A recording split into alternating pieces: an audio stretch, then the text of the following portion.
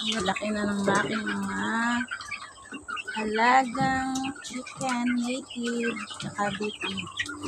Padami ko na yung mga sisiw.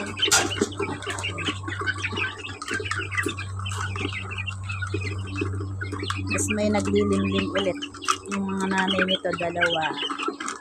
Yung isa 12 yung itlog, tapos yung isa 11 yung nanay ng mga sisiw na to. Tapos ito din, anak nila din ito guys, 4. Pag nag-itlog ulit siyang 3 kasi yung isa lalaki.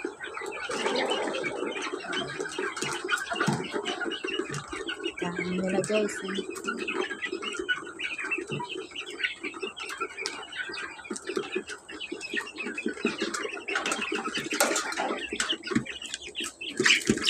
Pinapakain ko yan ng feeds, tapos dahon ng malunggay at saka yung madre de agua. Tapos yung mga gulay na sila, mga pinag-anuhan ng mga gulay, pinapakain ko sa kanila. Tapos mamaya kukuhanan ko sila ng makopa.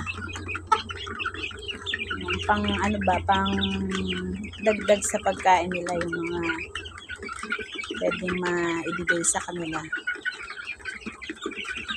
Yung madre de agua guys, gustong gusto nila yun. Ayan. Kasi pagkain ng malalaki yun, pinili na mais, ang kakao niya.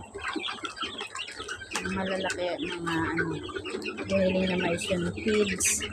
Tapos yung mga naman ito tira-tirang pagkain,